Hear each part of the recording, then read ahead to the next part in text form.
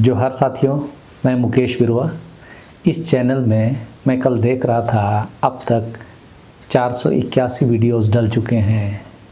उस हिसाब से ये मेरा 482वां वीडियो है और ब्लॉग चैनल के साथ मिला लें तो 500 से भी ज़्यादा वीडियो हो चुके हैं और यह गिनती लगातार बढ़ रही है।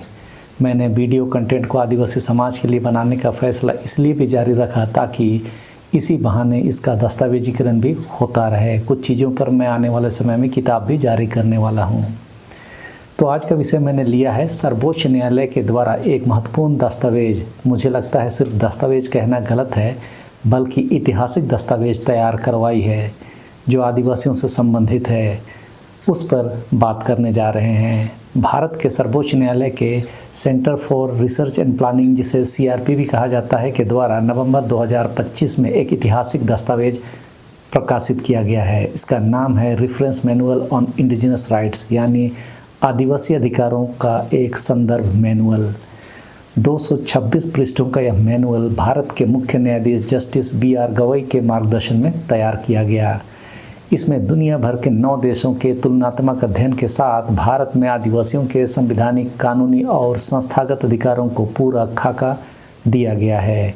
हम उम्मीद कर सकते हैं कि यह मैनुअल न्यायाधीशों, नीति निर्माताओं, वकीलों और सामाजिक कार्यकर्ताओं के लिए एक महत्वपूर्ण उपकरण होगा।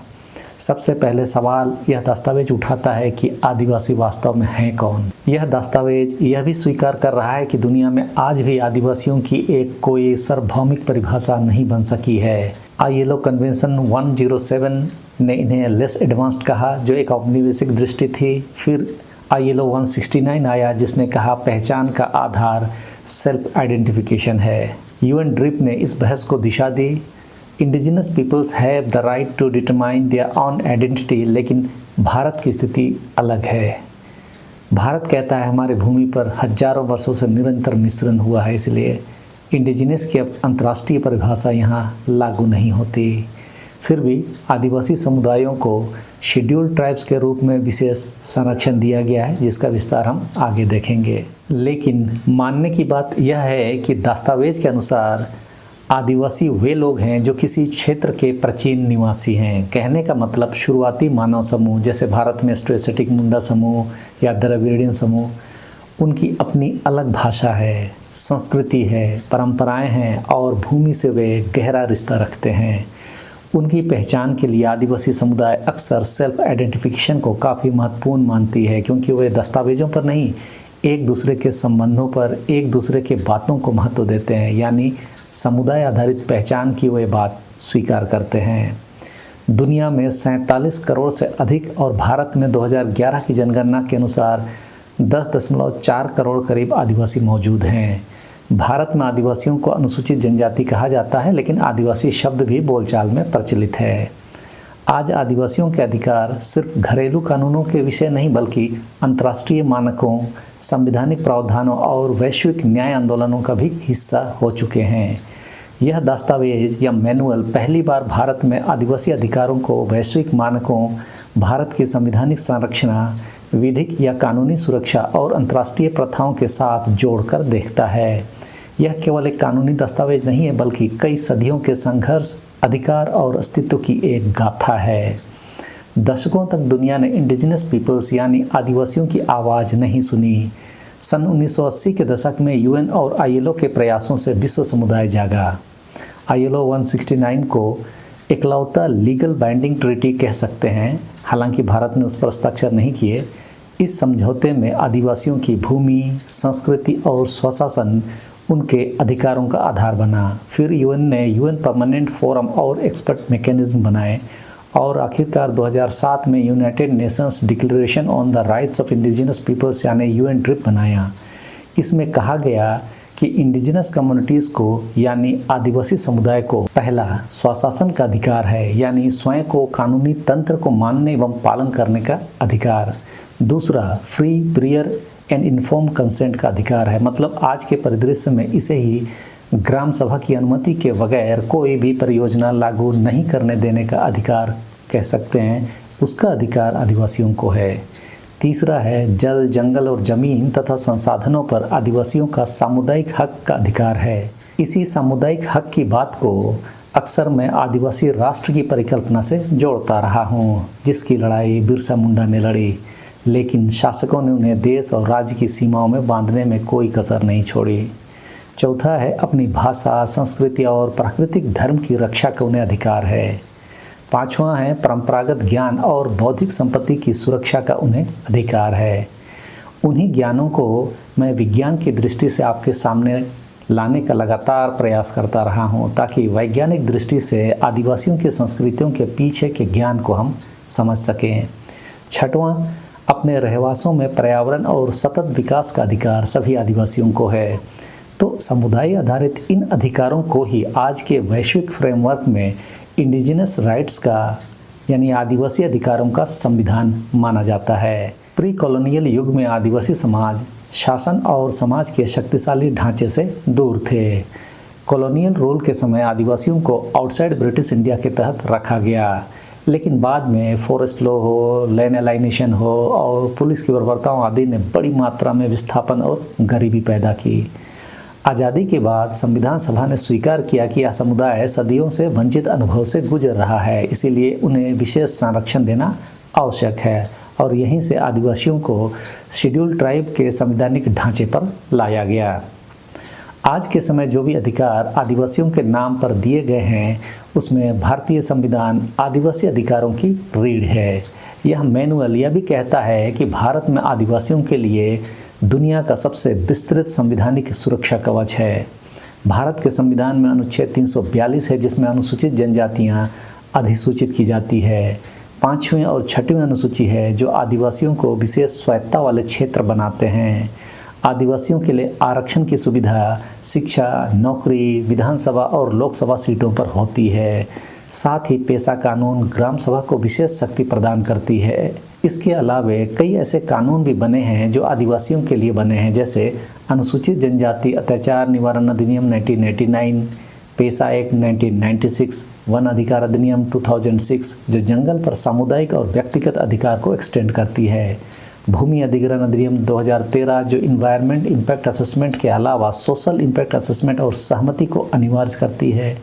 साथ ही डिस्ट्रिक्ट मिनरल फाउंडेशन जो कि खनन क्षेत्र में आदिवासियों को फ़ायदा पहुंचाने के लिए बना है। ये अलग बात है कि आज के समय में डीएमएफटी से नेता और प्रशासन के लोग फ़ायदा उठा रहे हैं, जिसमें आदिवासी तो नहीं ही हैं।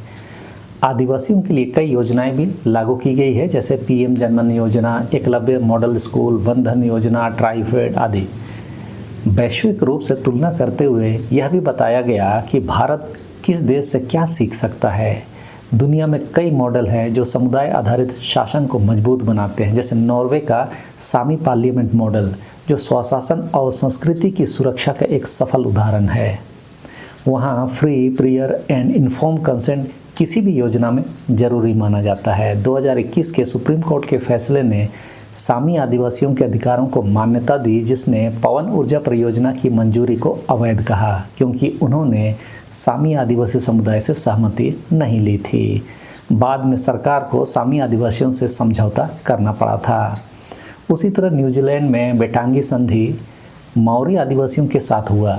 संधि का यह दस्तावेज न्यूजीलैंड के संस्थापक दस्तावेजों में से एक माना जाता है। यह संधि मौरी आदिवासियों को उनकी जमीन और अन्य संपत्तियों का स्वामित्व बरकरार रखने का अधिकार देती है। वहाँ की संसद में मौरी आदिवासियों के लिए अलग से सीटें सुरक्षित है।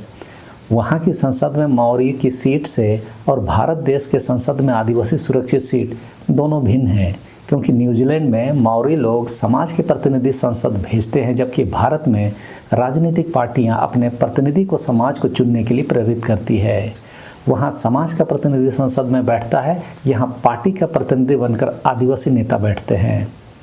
ऑस्ट्रेलिया में एक बड़ा फैसला माबो केस के फैसले के रूप में आता है, जिसमें सुप्रीम कोर्ट ने ऑस्ट्रेलिया के आदिवासियों को उन सभी भूमि पर कानूनी अधिकार दिए जो उनके टेरिटरी में थे, और वे लोग अपनी परंपराओं और कानूनों के आधार पर अब उन सभी भूमि के मूल मालिक थे।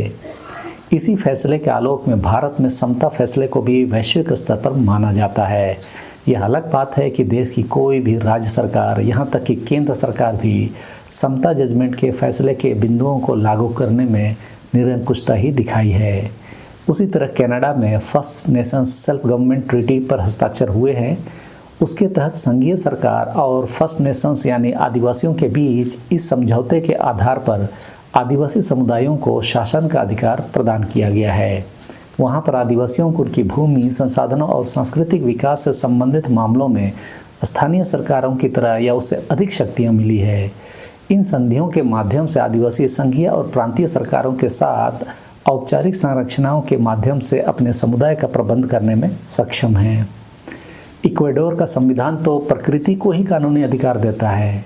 इसके तहत प्रकृति को अपने अस्तित्व और महत्वपूर्ण चक्रों को बनाए रखने, विकसित होने और पुनर्जीवित होने का अधिकार है। यह अधिकार नदियों, जंगलों और पारिस्थितिक तंत्रों जैसे प्राकृतिक संस्थाओं को कानूनी दर्जा देता है, जिससे वे नुकसान पहुंचाने वाले उद्योगों या अन्य संस्थाओं के खिलाफ अदालतों में कानूनी लड़ाई लड़ सकती है। गजब का अधिकार इक्वाडोर ने दिया है। यह अधिकार भारत में लागू हो जाए तो सच मानिए भारत आदिवासियों का देश बन सकता है। ब्राज़ील में फोनाई एक सरकारी एजेंसी है जो आदिवासियों के अधिकारों और संस्कृतियों की रक्षा करती है। ब्राज़ीलियाई संविधान के अनुसार आदिवासियों को अपनी पारंपरिक जल, जंगल और ज़मीन पर अपरिहार्य अधिकार है। वैसे यहाँ कहने के लिए तो भारत देश में भी अनुसूचित जनजाति आयोग तो है ही, लेकिन ऐसे उदाहरण कम ही मिलेंगे जहाँ वे लोग आदिवासियों के अधिकारों की रक्षा कर पा रहे हों। भारत का संविधान और आदिवासियों के लिए बनाए गए कानून दुनिया में अनूठे तो हैं, लेकिन उसका अनुपालन सरकारी एजेंसियों के द्वारा नहीं स्वीकार की जाती है, जिस कारण से आदिवासी और प्रकृति का ह्रास हम लगातार देखने के लिए विवश हैं। अंत में यह मैनुअल कहता है कि आदिवासी अधिकारों को केवल कागज पर नहीं बल्कि ज़मीन में उतारना होगा। आदिवासी इलाकों में एक तरफा विकास नहीं बल्कि सहमति आधारित विकास करना होगा। आदिवासी समुदाय की सहमति को और मजबूत पहचान देने की ज़रूरत है। ग्राम सभा को पेशा कानून के आलोक में आर्थिक और प्रशासनिक अधिकार देना होगा। जंगल प्रबंधन में समुदाय आधारित नेतृत्व को पर्यावरण के लिए आवश्यक करना होगा। वैश्विक मॉडलों से सीखकर भारत में भी आदिवासी अधिकारों का नया ढांचा तैयार करने की ज़रूरत है।